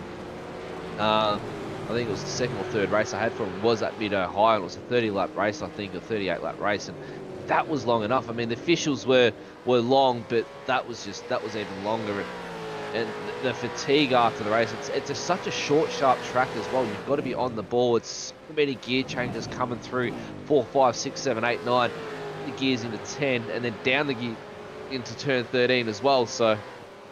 Yeah, it's the back half of the circuit, or should I say the mid to back half of the circuit, sector 2 to 3, you're just on it. You're feathering the throttle. You're having a dance. Oh, no! That's Mulford! That was Rod Hollis making a move on Timmy Mulford into turn 2, I think. I'd seen him out of the corner of my eye. He was looking like he had the overlap. We'll get a replay of that. Mulford makes a mistake. Going to replay that one, ladies and gentlemen, as Dean said. But yeah, the sectors 2 to 3, it's a dance with the throttle. You've got to really dance with it, and then the steering inputs, you've got to be so precise and smooth and as little as possible to not allow the car to step out. Then you've got the weight transfer over these crests. This blind one, not so much. You're pretty much driving straight between turns 7 and 8. It's a dead straight run, but over here through 9, you just see the guys straighten the car up, drive it straight into that curb, and then just whip it around to try and use it almost as a motocross berm and get back running down into Thunder Valley. But it's such a technical track that just requires a lot of patience, and come the end of the race, you're absolutely drained. Yeah, it knocks you around, and we're having a good chuckle before as well.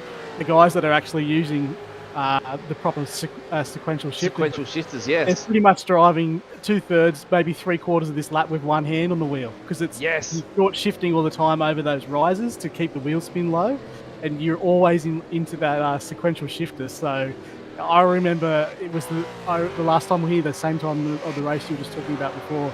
I was coming third in the split 2 race and blew my motor with 2 laps to go in that second lap. For that reason, I Oh was no. just too slow on the sequential. But yeah, mate, it's a bit of a, you think about sim racing or simulators in general, you think, how could it be a physical task? But when you set up with that and you're using load cell brakes as well, it becomes a real physical task and a real sweaty event. So It does, doesn't it? some races you feel like you've run a marathon to get through it. Strap on a VR headset as well, Dean Reddit. I mean, it gets even sweatier again from that. So, and the force feedback as well, ladies and gentlemen. It's quite a big talk that we usually do within the RSRA is setups and everything, and what wheelbases and guys use and pedals. And as Dean said, load cell pedals. It's almost like pushing on a real brake pedal sometimes in a V8 supercar. That's how hard you've got to really push these pedals.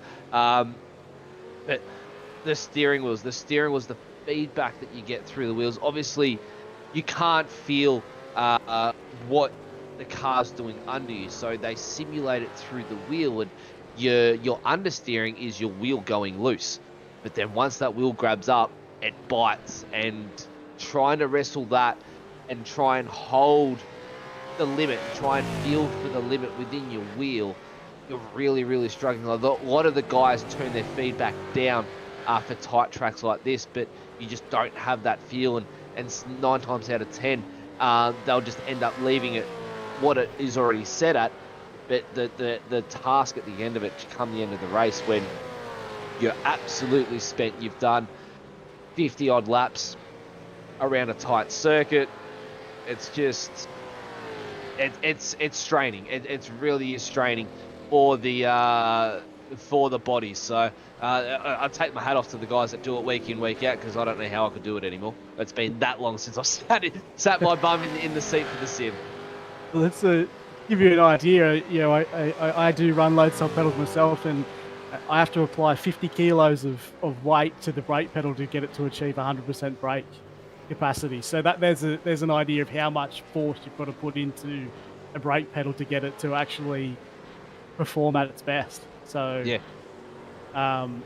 you can actually, the advances with equipment these days, you can actually go in, set it up, go into the computer and say, hey, I want to actually apply the equivalent of 50 kilos worth of pressure to the face of the brake pedal before it actually locks the brake up. So, and you get strength build up through your legs and everything. There's a lot of guys walking in circles because they've just got one strong leg out there. And you mentioned that, that you want to put 50 kilos of brake pressure. Some guys out there, ladies and gentlemen, and there's quite a number of pedals on the market. One load set of pedals on the market, Husenvelt Sprints. They can go up to, I believe it's 80 kilos, isn't it, Dean, of pressure applied to the face of the pedal. Now, doing that a couple of times, you go, wow, that's strenuous, that's going to hurt. But try doing that for 56 laps around Mid-Ohio, for instance, or what's another nice technical track? Lime Rock. We send the V8s to Lime Rock. That's one track that is so hard on the brakes, because and on the wheel as well, because you're constantly on the gear changes, you're on the brake pedal, you're on the throttle, you're on the steering input. It's tight little tracks like that really take it out of it. The long ones aren't so bad, Bathurst being one of them. Your arms get tired over the top of the mountain, but then you get to the bottom of the track, you've got Conrod Straight, and then you've got Mountain Straight. You've got a lot of time to sit back and just let go of the wheel with one arm and give it a shakeout. So it's the tight tracks are really the ones that the drivers need to almost train for, really, to get the bodies into shape. Yeah, it's a must. It's a memory build up in your leg. Correct. Yes. Correct. That's the word I've been looking for. Muscle memory. Yeah.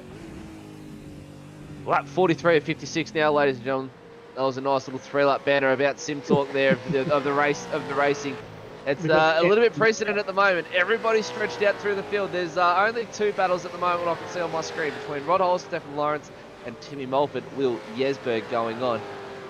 Jonathan Bain circling inside the top 10. He's in the transfer spot for the top 10 there. Timmy Mulford just outside of that after that incident that occurred into turn 4.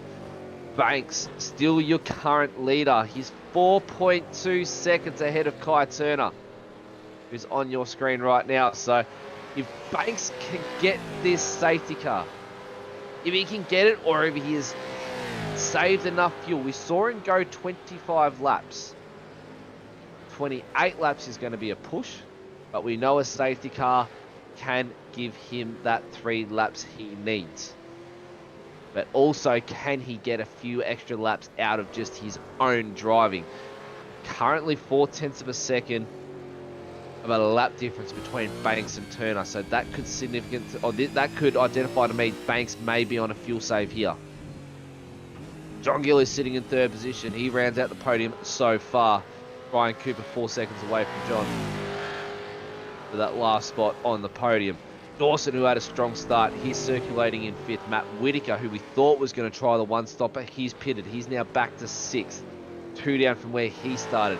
Biggest mover of the night so far, though, Stephen Banks up 5 positions. But Stephen Lawrence up 7th. He's currently circulating in 9th position. Lap 45 and 56 now. Kai Turner through turn 1. He's got eyes set on Stephen Banks at the top of the straight there, just behind Robert Brewer. Yep, This is going to be interesting. This is the interesting run now to the finish, Dean. Yeah, that's what I was going to say. This is all about can Banks make it work, and you know he's to his credit, he's really managed to get back to Kai quite well. So he hasn't given up all his pace to try and make this work. So because you know if he does have to do a splash and dash late, he doesn't want to then be swamped by the midfield as well. So he might have guaranteed himself a top 10 finish, say by keeping the pace up a little bit, while he tries to hope and pray for the safety car to come through. But look, he's had a good crack at it. He certainly has had he's made it nearly possible so far. So, but Kai's just again solid. I think he knows that he doesn't really need to do a whole lot here. He doesn't necessarily need to go out and attack Banks. He just needs to wait for the race to come to him. Well, Banks is like you said, he's managing that space really, really well. I mean, Kai Turner just did a 1:24.3. Banks did a 1:23.89. So they're trading lap times at the moment. But that lap time, there, Banks with a 1:24 flat. What's Kai Turner going to come around and do now? A 1:24.1. So that lap time signifies to me that Banks isn't really fuel saving now. He's on the charge. But he's got that gap to Kai Turner. Absolutely spotted. If not, he's gaining time on Kai Turner. So Kai Turner hovering between 4.5 seconds behind Stephen Banks at the moment. But it's now coming to the later stages in the race. Less battle packs are forming. The drivers are going to go into autopilot mode, and it could be the matter of fact that we're just waiting for that safety car, that incident to bring out the safety car. There's not many spots on the track to bring out a safety car that's got a dead car on the track. But as you said, turn 13, turn 12 and 13, that's the big one. And also, if you cut it too fine out of turn 10, if you end up nicking that combing rail, you can do big damage to your car. So it's going to be one to watch out for. It's the closing run now to the finish. What a driver's going to do with this fatigue they've got now. They've already been on track for 47 laps. They've got to do 56. It's an apex there. As Ron Hollis widely misses the apex on that one. Wide into turn 4 for Rod Hollis. Through turn 5, manages to hold off Stephen Lawrence for now. But it's just the fatigue, Dean. That's going to be one to watch out for in the drivers tonight. Yeah, it'll be, and it's not hard to make that type of mistake that Rod just did then. And if you apply that to the last turn, then that's going to put you in the inside of the wall. It's going to be costly. So the cars are they're very lively at this point in the race. Well, Stephen Banks is he's almost coming around to start his 47th lap.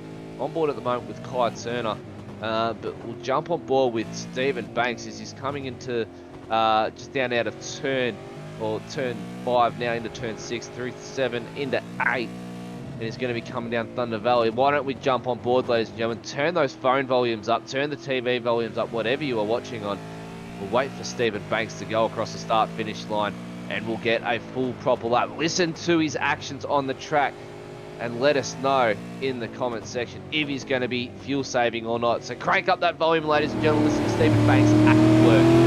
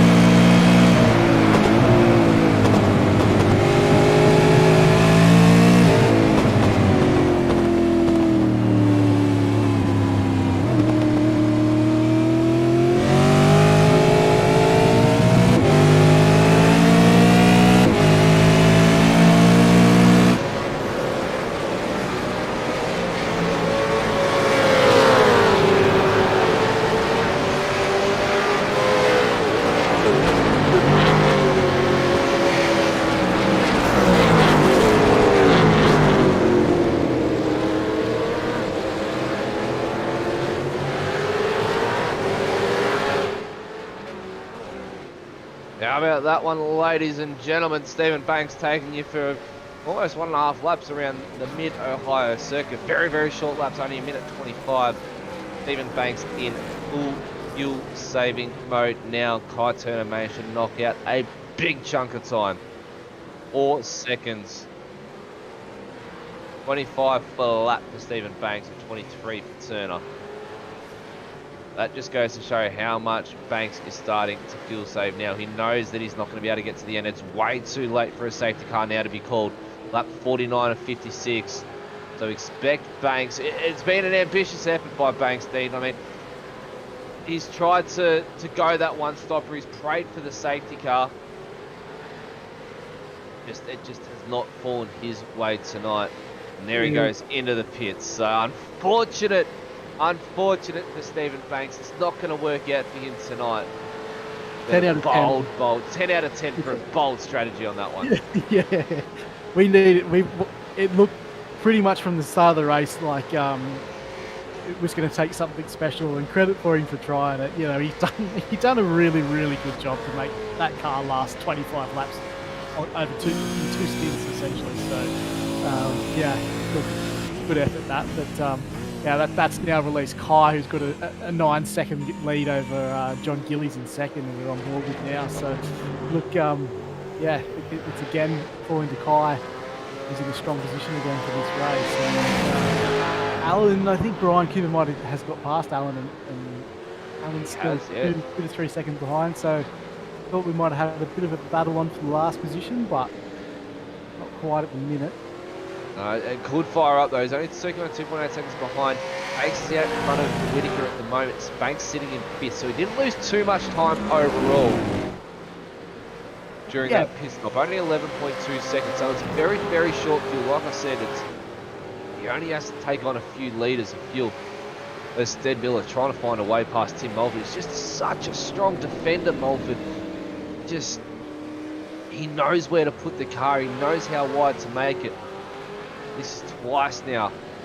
These Scully Esports boys are finding it difficult to get past Mulford. Even racing against Mulford when I was back in my full-time racing, I struggled to get by Mulford. He's just such a strong defender wherever he went. That's one thing Mulford will bring to the table for the Phoenix boys, is just how strong he can defend it. And that's one thing Lassett does work on with the boys, is this defence driving. Because that's where races can be won or lost, in the defence mode. It's one thing to attack, but it's quite a lot easier to defend because you can make that Commodore or Mustang, 2-3 cars wide. Where attacking, you've got to make that Commodore or Mustang half a car wide. So it's easier to make a car wider than it is skinnier, I'd say.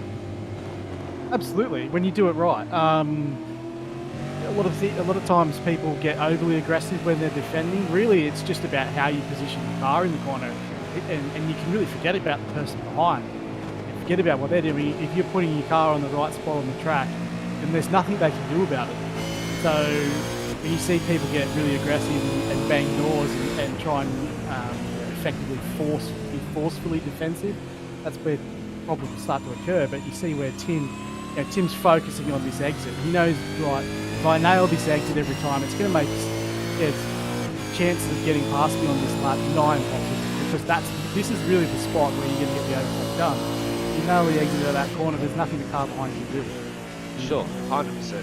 Yeah, so it's really, when you're in that state of mind, things become very clear to you about how to go about your defence. And if you're really constantly worried about the car behind and you're trying to be aggressive, that's where you get yourself into trouble. 52 now, ladies and gentlemen. Almost at the end of the race. Strike 10 o'clock on the dot when we do. Almost 10 o'clock. It's going to be on just fine. I reckon it's just going to be on 10 o'clock when we strike the race finish. Oh! Ed Miller right up close to Timmy Mulford there at the end of the Thunder Valley. Yep. And he had the run, but he had nowhere to go. Exactly. You can't make a move in there. Yeah, and he just put his car right where he needs to be able to get the move done. Tim just put his car there. This is an interesting battle now, ladies and gentlemen. This is for 11th position, mind you. 11th position on the board. Matt Whitaker, Stephen Banks, they're duking it out for the top 5 position. And it's all processional wherever else you look on our timing screens throughout the race. There's the timing tower for you there, ladies and gentlemen. 14, it says 14 cars on the lead lap on our timing tower on my timing screen. It's actually saying 18 cars on the lead lap. So I'm going to go with what the timing tower is saying, because we know JP's stats do not lie. Yeah, there's a few. Give the old interwebs a refresh, I think, Dean Reddit, because see what happens there. Mine's saying the same as you. Saying that.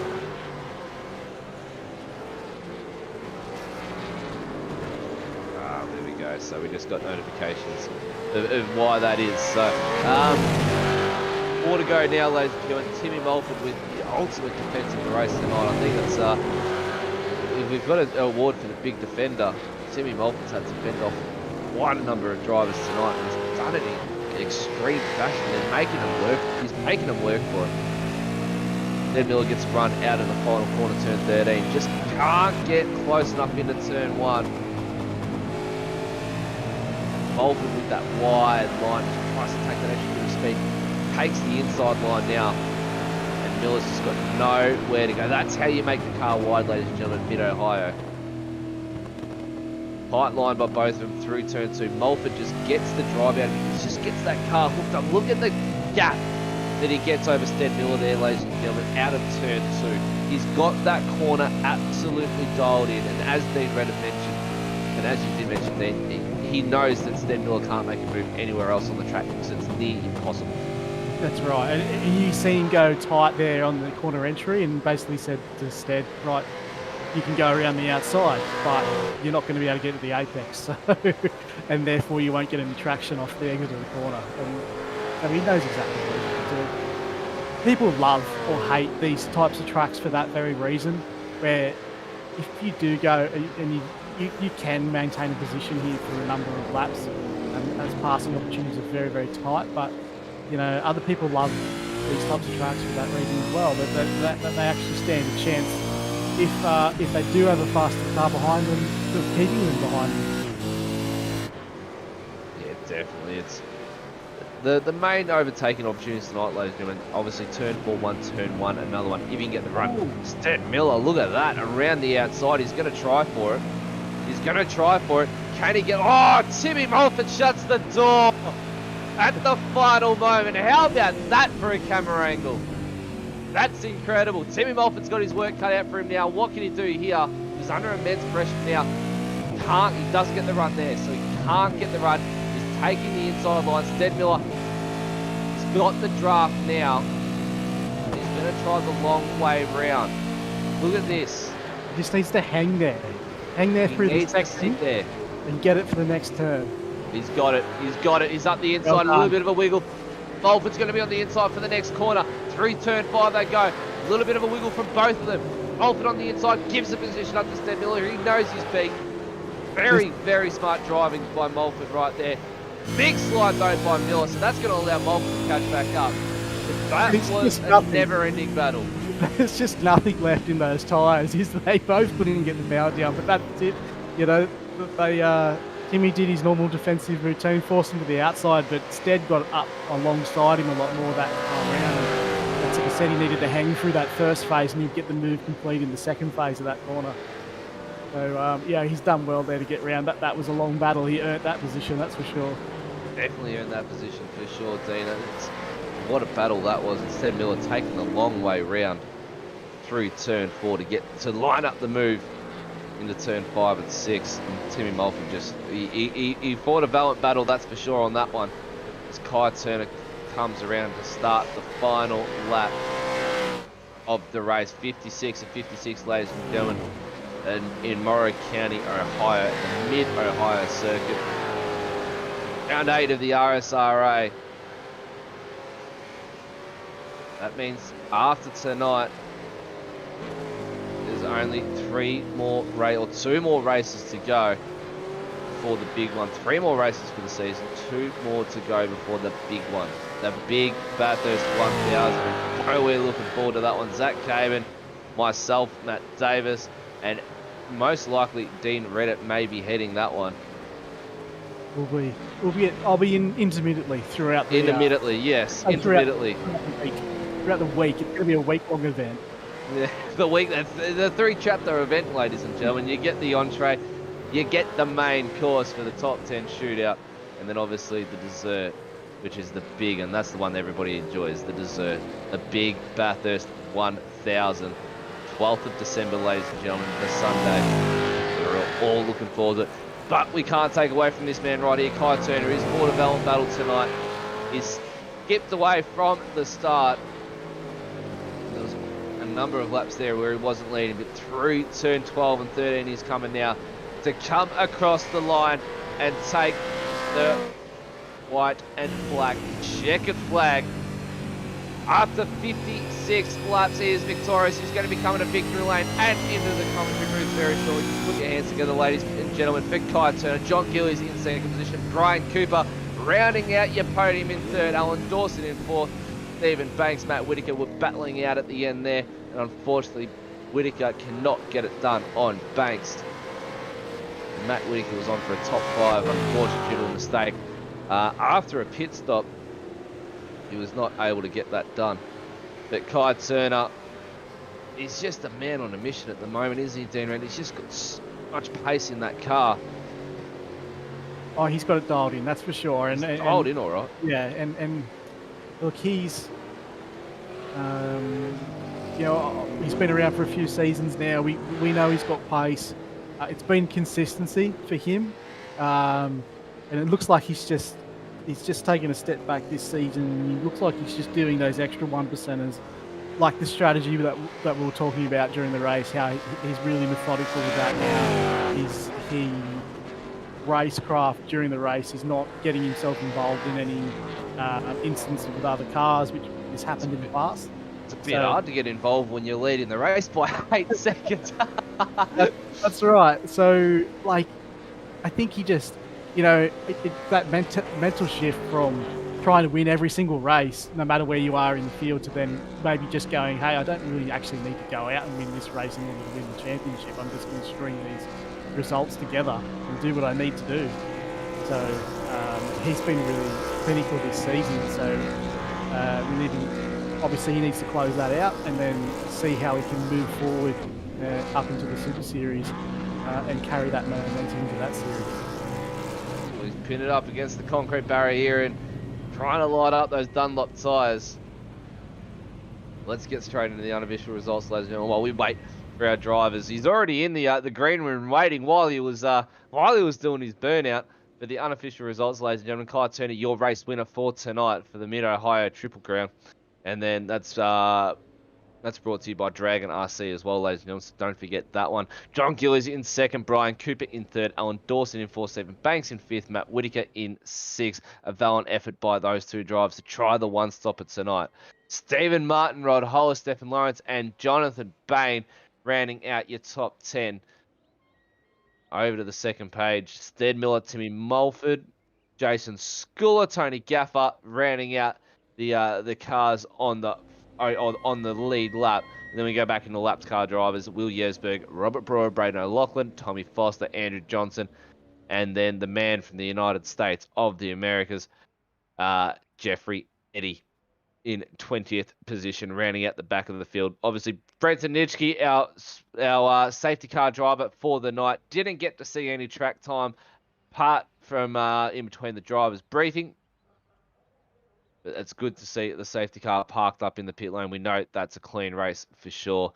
Waiting on one more driver, John Gillies, to join us in the booth, ladies and gentlemen. Dean, mate, quick thought on the race. Bit processional through the half to the end of the race there. Everybody sort of checked out and just got into a groove and did their own thing. But it really got turned on its head when we thought Stephen Banks and Matt Whitaker were going to try that single stopper. Yeah, it was probably a little bit further away than what we thought it was going to be. Like, we thought it was going to go close. They were going to nearly get it done, but yeah, no safety car, unfortunately, for those guys to make that strategy viable. But look, yeah, it was still a fair amount of uncertainty around the race. But you know, Kai was very strong there tonight, and we did see it just space out. But it's another really clean race for the Super 2 series guys. They've made that a real staple for this series, and you know, they're just keeping those standards up. So, and we move into the last race in America next week, and we're really moving down to the business end of the season. So these guys that are in championship contention just really got what they needed to get done tonight, and we'll move on to next week. Yeah, it's definitely quite not in for race control tonight, ladies and gentlemen. I believe there was only 4 penalties handed out tonight, 3 or 4 penalties. So very quiet night in the office for those guys, and the race control staff for those that are wanting not to know, and the guys that give up their time to volunteer. Craig Schultz, Brenton Nitschke, Cheryl Bianchi, David Coleman joining the new race control staff, and Rick Sibra as well. And Cheryl only joining, I believe it was last season, she joined the race control to join her partner, Jonathan Bain, who races in the Super 2E series. And she's absolutely... He got a penalty tonight. I reckon that come from her. Oh, did he actually get a penalty, did he? He did. I seen it come up when we were talking about something else. So I reckon Cheryl... Oh, no. I think, yeah, there might be silence in the room. They're definitely going to be sleeping on opposite sides of the bed tonight, that's for sure. Let's get into the drivers' interviews, ladies and gentlemen. Starting off with Brian Cooper from the Tank SRT crew over there, mate. Congratulations on third position. Mid-Ohio, not an easy track to beat. A lot of undulation and a very technical track to get around, especially once fatigue starts to get in. But nevertheless, mate, you took home third position. Your thoughts on the race, mate? Yeah, thanks, guys. It was a difficult race. It's a track that I haven't had much practice on other than the official racing on Monday night.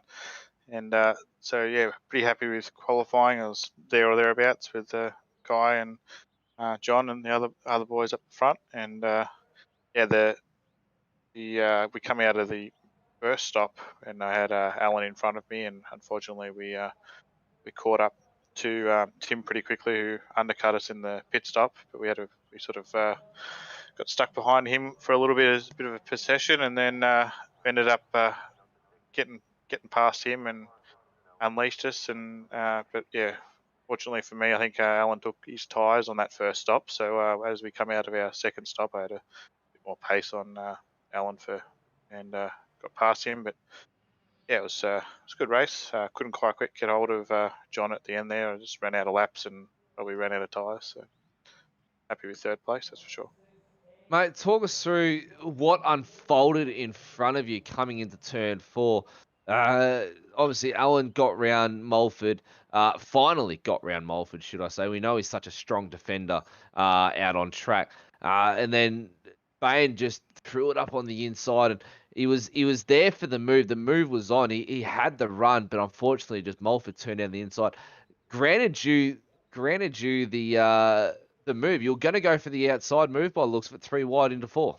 Yeah, the spotter said three wide going into the corner. I thought, oh, here we go, and next, and yeah, it gave plenty of room on the inside. And as I was going around the outside, I saw what was ended up being Tim and that go flying past me onto the grass. So yeah, that ended up I picked the right side of the track to come down. But yeah, it was yeah, as you said, Tim's a pretty good defender, and it's yeah, we kept getting runs, but not quite fast enough. And yeah, I think Alan must have been a bit frustrated with that and used up a fresh set of tyres trying to get past him. So yeah, which is obviously unfortunate for him, but good for me. Mate, we know Kyle Turner, John Gillis, there's not much to talk about in overtakes regarding them because those guys sort of had their own way of the race at the front of the field there. But you sort of had to come through the field just a little bit. Mid-Ohio, it's such a technical and hard track to overtake on. Really, the main only opportunity is turn 4. Where did you find was easiest for yourself to try and make that lunge and get past that driver? Yeah, I think if you at that turn 2-3 complex and get a good run out of there, or even out of turn 1, yeah, you're really just waiting for the person in front to make a bit of a boggle out of the corner, and you get that run, and hopefully you can. Yeah, turn 4 is definitely a good spot to fly it up the inside, which is where I got Alan after the second stop. I noted I had fresh tyres on, which definitely helps that speed differential. But yeah, it is a difficult track and a few spots that look like you can plunge up but are quite risky to do so. So you sort of got to be a bit more patient as well. So. Well, mate, you know the drill, obviously. Stick around for a couple more questions later on. Dean might have a few to fire your way after such a long race. 56 laps tonight, ladies and gentlemen. What a race that was around mid-Ohio. John, mate, becoming a very big regular in the booth. Congratulations on second position tonight, mate.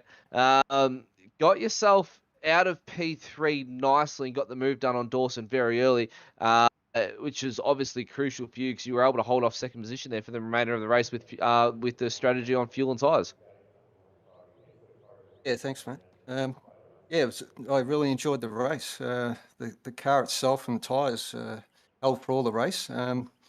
It's a track where it sort of tempts you to, you can put in some quick laps, but I think it costs you later in the race. So I just tried to even that out and balance it out. I didn't have the pace on Kai, so I knew that having names like Alan Dawson and Brian Cooper in your relative, it wasn't going to be an easy race because those guys can come from 8 seconds back and be on your rear bumper really quick. So, yeah, I just enjoyed the race and tried to keep it clean. As Brian said, you got to be patient and, yeah, make sure you make those corners. Mate, a big talk for us tonight in the booth between Dean and myself was the strategy tonight. We saw Banks and Whitaker. They stretched that out to 24, 25 laps. Obviously banking for that safety car in a one stop. But did that thought ever cross your mind tonight, whether we get the safety car and you try and possibly do a one stop race? No, one stop never come into mind. I always planned talking to the team to pit relatively early and see how we go there. I ran into a bit of mid traffic that sort of held me up for a bit, but yeah, otherwise it was a really good race. So I enjoyed it. Well, mate, we'll get back to you very, very shortly. It was obviously last week to catch up on as well. So stick around. Kai Turner, the man, the myth, the legend. Really, we know that when he's got the front of the field or the whole entire field under his control, we know he's going to walk away with the win, no doubt. Whether it be by the skin of his teeth, coming in on the smell of an oily rag, or a demanding lead of over 15 seconds. Kai Turner, mate, congratulations on yet another win in the RSRA Super 2 E Series. Yeah, thanks, mate. It was a tough one. getting used to these enduros, but we took a swing at the setup this week because we got the car quite dialed in for the sprint rounds, but this long race took a swing for it, and as John said, you can really overdrive the car and get a quick time out of it, but it's not going to benefit you in the end. So just smooth and consistent, and it paid off. Mate, it's the undulation over here. It's very very high at Mid Ohio. The blind corners and everything like that. Like, how important is it to try and to get that car as straight as possible over these crests to try and not light up the rear tyres? We saw quite a number of drivers tonight come towards the end or once they battled, as Brian Cooper mentioned, Alan Dawson's tyres just faded away from trying to get around Tim Mulford. You're trying to get the run on the driver. You're trying to get it lined up as straight as possible to get that run. But how important is to try and keep those tyre temps down? Oh, 100%. You know, you've 50% of this sim racing is, you know, throttle control. You get a lot of steer and then you can do a lot of things with your throttle. So the more patient you are and not lighting them up, like I said before, it's going to benefit you at the end. Right. Looking towards now to the end of the season, we're at the run home now. I believe we head over to Road Atlanta or Road America for the last for round 9. It'd be the last of the American sweep. And copy that, JP. Thank you. And we're on the last week for the American series. We've been to Mid Ohio. There's been Coda, some really really tough tracks. Going into the last to the end of the season though, all eyes are leading to Bathurst. The one that the team's starting to think about now, or are you guys sort of just playing it by ear at the moment as the season goes on? It's always in the back of your mind. Might do a few practice sessions here and there just to sort everything out, but the best thing to do is just take it week by week because you can't control nothing. You know, you might not be racing next week, so take it week by week and just build consistency. All right, we'll stick around, mate, because we'll get into the Triple Crown Championship points and fire them up on screen to see the baby championship, as we like to call it, the second bit of the championship that for those that are following at home and are keen on it, the Dragon RC Triple Crown Championship, and the technical issues still seem to persist for us at home here, so bear with us, ladies and gentlemen, because we will get those up on screen for you very, very quickly. Unfortunately, I was having issues last night with my microphone not wanting to work, and now JP's having issues with his computer, and we also had issues last night in other sections as well. And here we go. Stephen Banks, 288 points for the Triple Crown so far. Alan Dawson not far behind with 286. Brian Cooper only 1 point behind. He's a real threat to take out the Triple Crown this season. Ladies and gentlemen, that's going to be finished up at Bathurst this year. Kai Turner in 4th, Jonathan Bain in 5th, John Gillies in 6th, Timmy Mulford, the hard defender, in 7th, Scott Stevens in 8th, Stephen Lawrence in 9th, Jason Schooler rounding out your top 10 there. We'll fire on down the order for that one. Over the next page, Tommy Foster, Robert Brewstead, Miller, Peter Kelly. Andrew Johnson sees himself up in 15th position for the Triple Crown. That's an awesome result for him. Braden O'Loughlin, Stuart Crawford, Will Yesberg, Troy Allen and Matt Whitaker round out the top 20 there. A few more drivers at the bottom of the list there, I believe, to go on through. Got Tony Gaffer, John Nikolaev, Daniel Laird, Stephen Martin, Corey Brand, David Leslie, Jeffrey Eddie the American sees himself in 27th position, Mitch Campbell, Craig Casper, and then Anthony Visma rounding out your top 30 there with 0 points. So that's all for the Triple Crown there, ladies and gentlemen. Obviously, one more endurance round to go. That's the big 1,000 at the end of the year, December 12th. Look forward to the three-course meal that you're going to be served up for that one. But there's obviously other championship points to get through as well, which we'll get those up on screen in a moment's time for you so we can see what the unofficial championship results look like currently. And we'll be able to fire off the rest of the field for you as well during that, if we've got it sorted. There we go. Kai Turner and John Gillies into the 4 figures now, 1,023 and 1,012 for those two guys there. Then Stephen Banks, Brian Cooper, Alan Dawson, Tony Gaffer, Matt Whitaker, Tim Mulford, Jonathan Bain, Stephen Martin rounding out your top 10. And Dean, all that's up on screen. It's starting to look now that a few of the boys are starting to fall off in the pack a little bit. And the championship is what we thought would have been the top 10 come the end of the year. There's still a couple more rounds to go. It's looking like maybe the top 5 might be on for maybe even top 6. Tony Gaffer, if you include him, if he gets a few good race wins or finishes, Tony Gaffer could be on for a championship as well come the end of the season. So we know that Bathurst is a long round. We'll let those points cycle through for you as well, ladies and gentlemen, as I asked Dean this question. But it's starting to really tighten up at the very, very top of the field.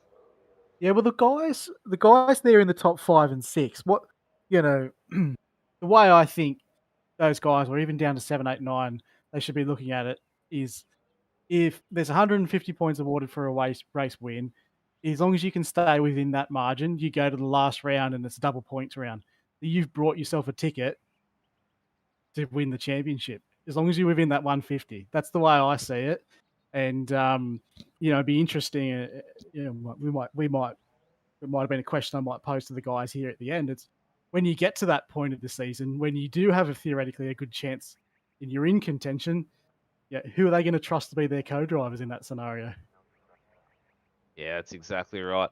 I just had a comment from Jonathan Bain as well, or a message privately from Jonathan Bain saying that the Facebook chat has been updated. I can't unfortunately see that, but I'm sure that it's going to be a funny one, no doubt. Boys, we'll get this wrapped up. It's obviously been an endurance round tonight. It is going to be a late finish. We're almost going on 10:15 tonight. So, Brian Cooper, mate, lead us away with the sponsor. Thanks. We'll go to John, and then Kai Turner can finish us out for that one. Yeah, thanks, guys. Just like to thank the whole team at Tank SRT, VA Crocs, and Dirt Division. John, mate? Of course, the guys tonight in race control, JP and the team there, Juiced Energy, we've become an official partner of them this week in exciting news. Pet Door Company, Precision Sim Training, and Sideways Photography. And Kai, mate, finish us up for the night, mate, with some sponsor thanks. Yeah, as usual, JP and commentary guys make it happen every week. Myself, Matter Designs, FU Suicide, MFR Racing, and shout out to the engineer. And obviously, there's a couple sponsor thanks on our end as well, ladies and gentlemen. That'd be DSL Welding Service for their sponsorship of the RSR8 Super 2E Series, Goodyear Auto Care Runner, Blue Stampede Labour Hire, Devon Stove Designs, Dragon RC, and obviously FU Suicide for men's mental health, which is a big talk at the moment with all this COVID stuff going on. Track Cam Sport Gourmet, SDK Gaming, and we can't forget the man, the myth, the legend, JP himself from Simshed Broadcasting, who puts this on week in, week out, every Tuesday and Wednesday night, as we say goodbye to Kai Turner there. But nevertheless, ladies and gentlemen, we are rounding up 10:15 for round 8. We look towards no more Saturday night racing for the Cup Car racing, but we look forward to Tuesday night next week, 8:20 p.m. Australian Eastern Daylight Time. Zach Caban will be leading that one away. And no doubt either myself or JP will be joining him on that one. Unfortunately, the Spirit of Tasmania has got some real life commitments to attend to. And then join us back here for some Wednesday night motorsport for the DSL Welding Services Super 2E Series, brought to you by DSL Welding Services, should I say, for the RSRA Super 2E Series at 8:20 p.m. Australian Eastern Daylight Time. And JP, we can quickly get that calendar up so we can see where we are going for next week. I am 100% certain that we are going to one of the Road Atlanta or Road America circuits. And there we go, Road America in full as well. And then we go to Summit Point, Donington National to round out the 10-week season. Then we get the main course meal at the end of the year, ladies and gentlemen. Don't forget, that's a triple course meal. You've got the qualifying on the Tuesday. You've got the top 10 shootout on the Saturday, which is the 11th of December. And then on Sunday, the 12th of December, we've got 161 laps. Make it 162 laps, ladies and gentlemen, because you've still got the cool-down lap. So we'll call that 162 laps, because the all-important cool-down lap is where you can win or lose the race. So we go to that on the 12th of December. But for now, ladies and gentlemen, Thank you very much for joining us wherever you watch from in Australia or around the world. It's been an absolutely phenomenal broadcast tonight. 56 laps around Morrow County, Ohio for the Mid-Ohio circuit.